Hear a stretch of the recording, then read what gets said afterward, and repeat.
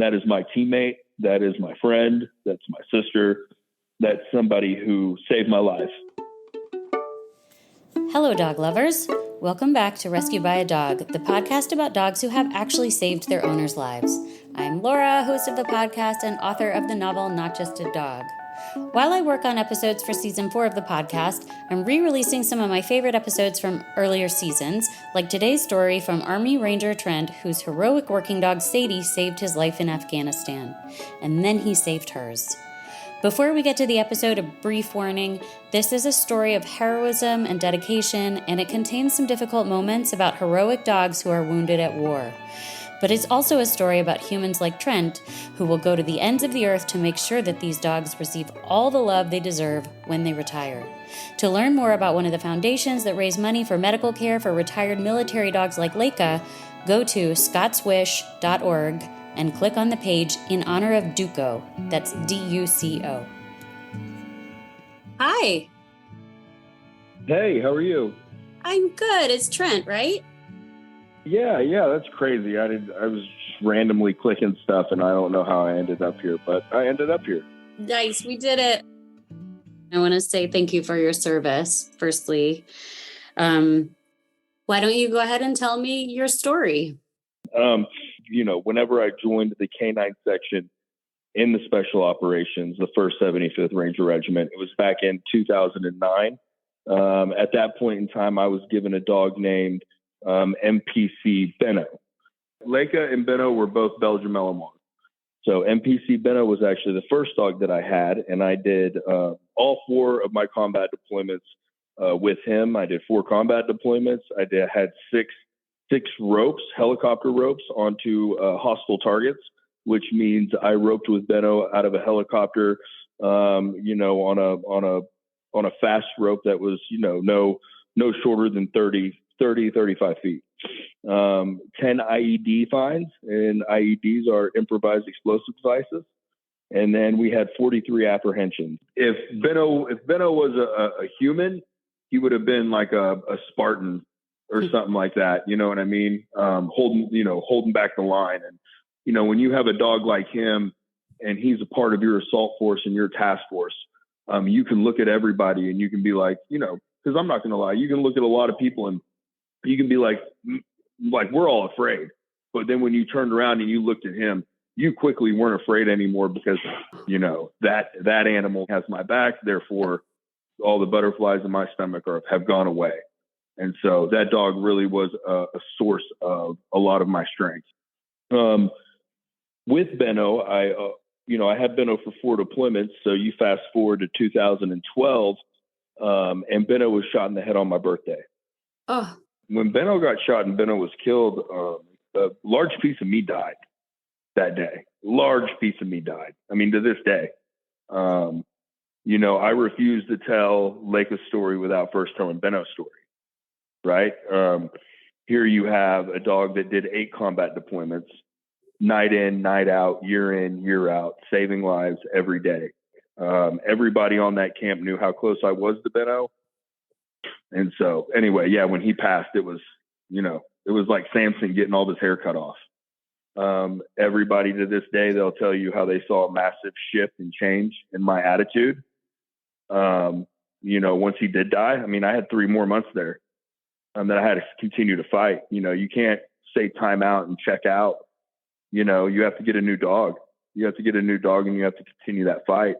And, we got his remains back to, the Sharana Air Base, because we were in Sharana, Afghanistan. And, literally the next day I was bringing his remains on a C-130 and going back to Kandahar, so I could drop off his remains so he could get cremated. And I could pick out a new dog. There was 3 dogs for me to pick from at that point in time. There was 2 male dogs there, a dog named Lucky and a dog named Rico. Both dogs had multiple deployments, but they had never done anything spectacular on either of both deployments, right? They hadn't really proven themselves at all. And so I needed a dog that was either a blank slate or a dog that was salty, right? Because we were getting into contact every night. And so, so I saw Layka. Layka at the time had just turned 1. So she was very, very young. She had never been deployed before. This was her first deployment.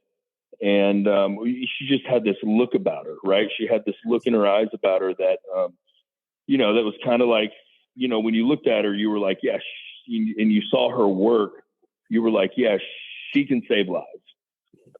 And so I grabbed her and picked her. So then we fly back to Sharana from Kandahar. And I am starting to prep this dog almost instantly for missions.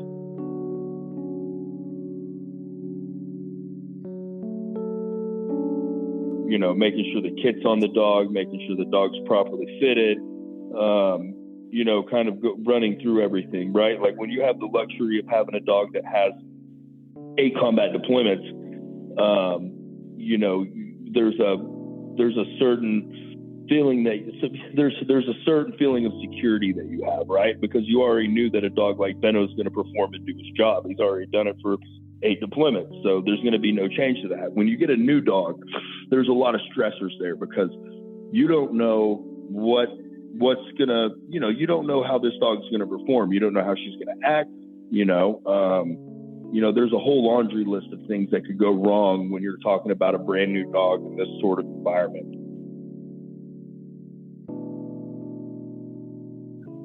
And so we go out and the first night I have her, we receive contact up from on a mountainside. There was like a little mud hut, probably no bigger than a king size bathroom, right? And so we sent her in this mud hut and she hit the brakes. So she hit the brakes, and so I had to pull out a tennis ball. Show it to her, and throw the tennis ball actually into the breach of this mud hut, so she would at least go in there and check it out. And you never really want to do that because, that's kind of training on the spot. And so we did it. There was nobody in the room, but right then and there, I was able to make like a note in my head. I got to work on entering rooms and entering and clearing rooms.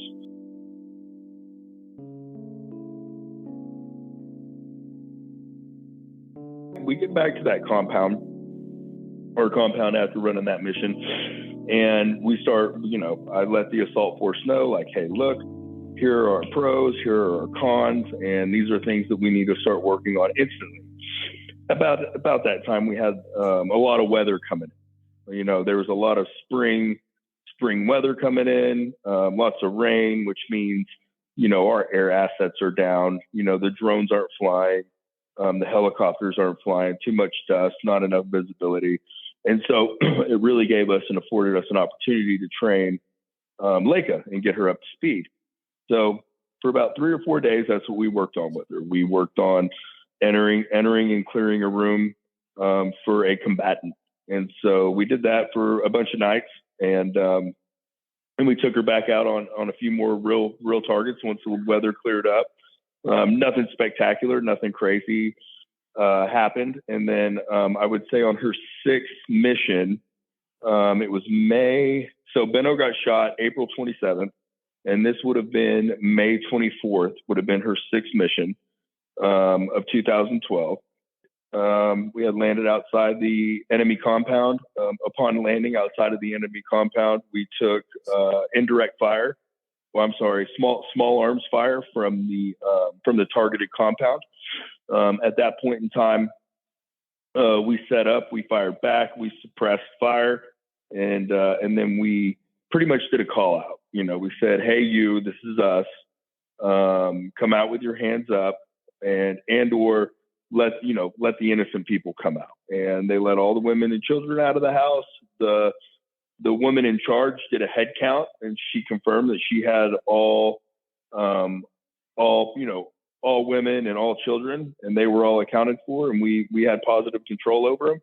And so we gave the enemy one last opportunity to give up, and they responded with a flood of gunfire.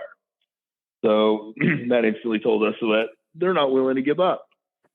So we called in 2 Apache gunships, and they dropped 2 Hellfires onto that targeted compound. Upon upon completion of the 2 Hellfires going off, the command asked us to go ahead and do a BDA, which is a battle damage assessment. Upon completion of the battle damage assessment, it was assessed that, the compound was pretty much dilapidated from the 2 Hellfire missiles, and that they were going to go ahead and push Rangers, which is us, the assault force, in to clear the compound, right? So we could find weapons, sensitive site exploitation, cell phones, maps, anything that the enemy could be having on him that we could use for vital intel for future missions.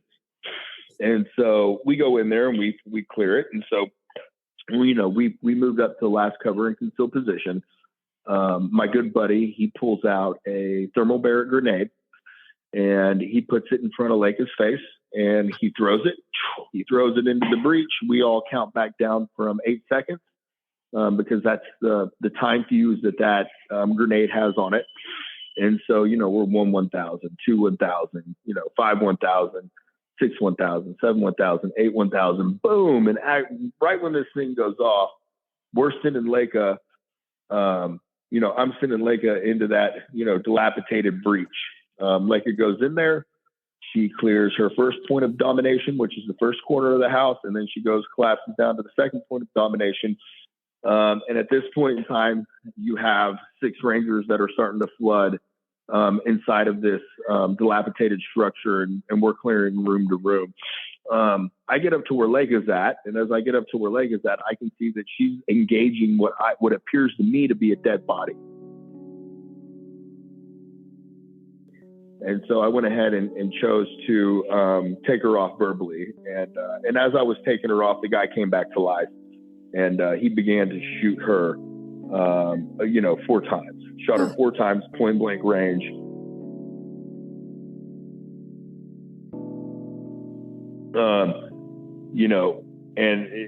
That was the first time I'd ever been that close to gunfire before. So you have to think my hands are on her ears, you know what I mean? And I'm kind of working her on this bite. I think the guy's dead.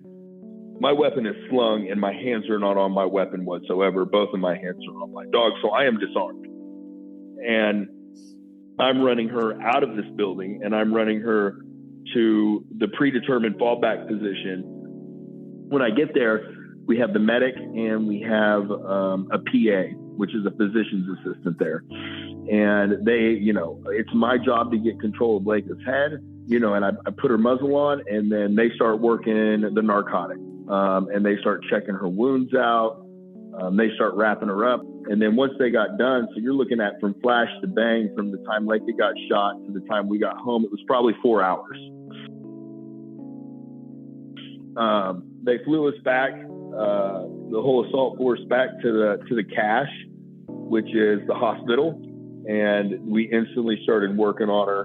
And when I said we, I mean there was a veterinarian and the veterinarian crew there, but ultimately who ended up working on her was actually real human surgeons. They amputated her leg, took 7 hours. So I sat in there the whole time, and then they had to fix that tricep on her right front leg, and they didn't have the equipment to do it in country. And so at that point in time, they had called in a airplane from Germany to come pick Layka up. So, within 8 hours from her getting shot, she now her leg's amputated, and now they're calling on a massive cargo jet to come in and pick up the dog. So that was to me, that was kind of cool. And then they send her to Germany. At Germany, they do another 7-hour surgery, and then they put her in a 2-week medical induced coma. And during that, the reason why they put her in the medical induced coma was because they were afraid she was going to wake up and then literally damage the leg that they just repaired. And if she would have done that, she would have died. They would have had to put her down. Meanwhile, I'm not in Germany at all. I'm still in Afghanistan.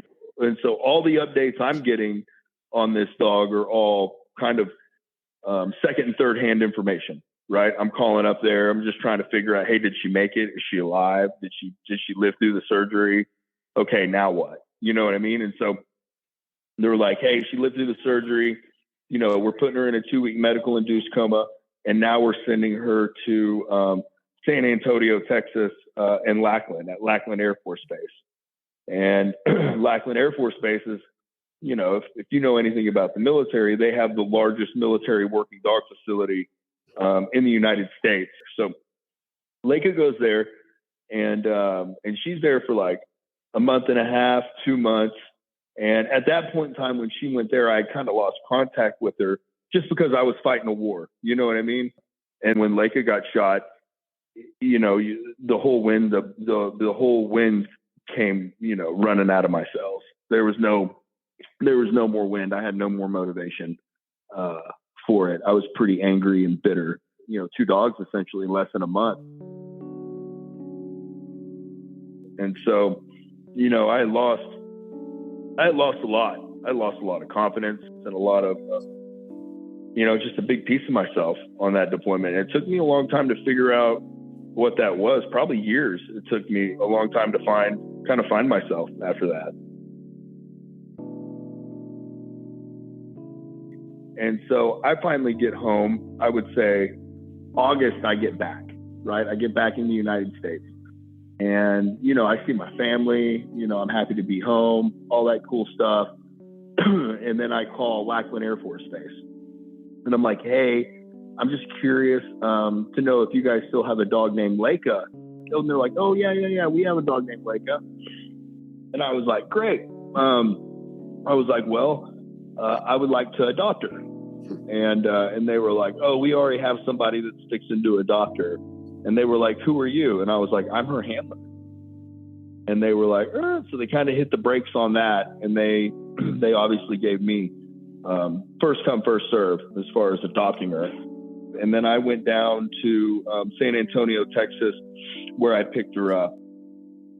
Oh man, it was great. Like I could tell she had seen me, like she saw me, and you could tell there was like almost a sense of relief on her face.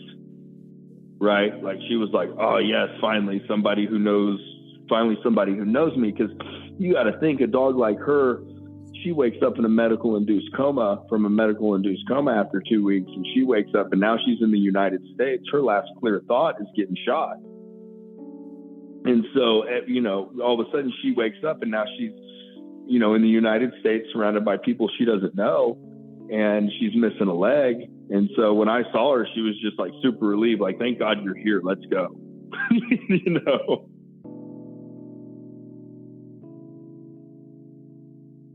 Upon picking her up, they actually had an award ceremony for her. And this is when she was awarded the Medal of Heroism, right, from the Air Force for her actions of saving about 6 special operation operators' lives that night. Because without her, there would have definitely been loss of life. Yeah. So she was awarded the Medal of Heroism, and I ended up adopting her. And then after I adopted her, I was just, that was my thing, is like, I was happy to have her. You know what I mean? And when people ask me, they're like, man, why'd you adopt her? And it's like, well, she didn't have a family to go home to. Like all these other soldiers, like they get wounded, they have family they get to go home to. They have the VA that goes and takes care of them. These dogs have nothing. And I couldn't allow that to happen to my teammate. I couldn't allow that burden of responsibility to be placed on anyone else, but me. That is my teammate. That is my friend. That's my sister. That's somebody who saved my life.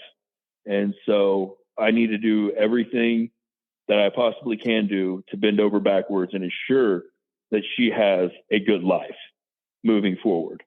What was it like getting her home and introducing her to your son? Like, how did all that go? It went well. So, you got to think they had her on a lot of drugs whenever I got her. Xanax, Prozac, Valium, you name it. They had her on just like a laundry list of drugs. And so when I got her back home, and I was like, you don't need none of this. And then I started I weaned her off all the drugs because I needed her to have a clear head. I can't keep her doped up and then be able to trust her in the family environment. So I cleaned her systems out. And then after I felt like she was clean and done with all the drugs in her system, I put a muzzle on her and I let her walk around my house for a day. And then I kind of got a feeling that, hey, she's good. She seems like she's nice. She's not going to do anything stupid to my kid or my wife at the time. And so I took the muzzle off of her and just kind of let her roam around the house watching her. But she seemed very curious about a house. There was some deprogramming there to where, she would hear something loud and she would go like check it out really excitingly, like, oh, what was that? You know what I mean? Is that something I can bite? But after, I would say after about a year of her being in the house, she really calmed down. And so now she's just, she's a big old house dog now. Is she a happy dog? Yeah. Oh yeah. She's like, now at this point in time in her life, I think she knows what she is. And like all the recognition and stuff like that she's gotten, I think she knows what she is. So yeah, she's super happy. I call her Big Booty Judy because when she gets super excited, the way she wags her tail and her hips sway is pretty funny. It was like me and my son. Like I said, we were just kind of figuring things out with Layka, and my son was like, he was he's like 2 years old, but he's like laying on this thing on the floor, right? It's like in front of the TV. And, I go and I get something to drink. And then when I come back in to get something to drink, like Layka is rolled over on her back and my son is like crawling onto her stomach. And like, she's just blissful. You can see it in her face and in her eyes. She's just super happy. And it was kind of like right then and there, I knew that it was going to be all right. And then, probably about after a year or two after adopting her, that's when she started getting a lot of recognition, and she got it through the National Geographic when she made the cover of the National Geographic. I want to say June 2014.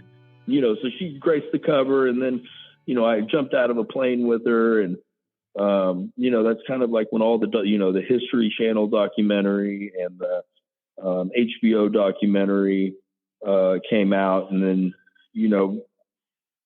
this time, I'd say this time last year, February of last year, Dog the movie came out with Channing Tatum.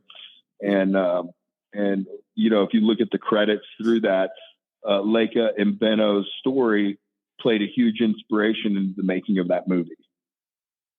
What does she mean to you now? Oh man, she's equivalent to my children. She's definitely somebody who, she's 11 now. And so right now what she means to me is she's one of my children, and every moment that I have with her in this life, I just try to embrace it and soak it up. She's helped me transition from the military to the civilian life. People have their PTSD therapy dogs. Well, I have my Layka. And so she has really helped me. She's really helped kind of, help guide me through the civilian life, if that makes sense, political wise with Congress and pushing that agenda of getting these dogs health care. And that's something that I'm doing with her actively, working with foundations and groups that take care of special operation retired canines. She's walking proof, visual proof of the sacrifice that all these dogs give night in and night out. I have a problem with the aftercare of these animals, once they're done, because while they're in the military and they're serving their purpose, they are given some of the best medical care that money can provide. But the instant that they're done, right, they're called access equipment, and they are no longer cared for. The government does nothing for these dogs once they retire, right? There is no VA, there is no medical plan, there is nothing. I mean, we can cut checks and cash checks for trillions of dollars for wars that we don't even go and fight. And you mean to tell me that you can't allot, $5 million to retired military dogs? Because you got to think, by the time these dogs retire, they're 8 years old? You know, if they have ran their course, they're 8 years old when they retire. And so we talk about it, right? Like this is something that people on every political side can agree with, right? Your left and your right, right? They should all be able to look at each other, and we should be able to go to Congress, and they should be able to agree that, hey, these dogs are worth it. We need to go ahead and provide them with free medical care. And I'll tell you this, right? And this is what grinds my gears about it, right? Like you can put her on the front of magazines, right? For your PR and your HR campaigns, right? For your re-enlistments and for your initial enlistments. You know, people look at that, not soldiers, but like kids, young kids, and people thinking about going to the military. Like they see that dog and they see her on the cover of National Geographic and they're like, oh man, that's something I want to go do. Right. So you can put her on the front of magazine covers for your PR campaigns. You can erect statues of her.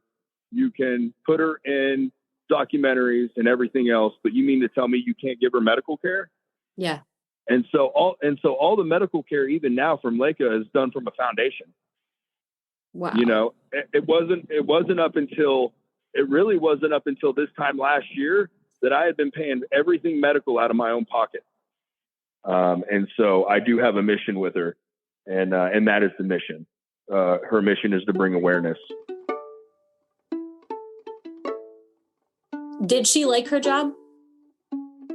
Yeah. Oh yeah. Yeah.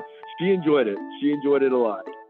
You know what I mean? But when you have a dog that's willing to walk onto a helicopter with you night in and night out, you know what I mean? And walk around dark nighttime targets with you and essentially engage enemy combatants. I mean, that dog's got to really like what he's doing.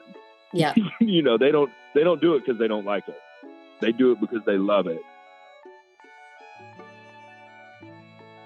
If she could understand human English, what would you say to her? Oh, that I love you. That I love you. I love you with all my heart.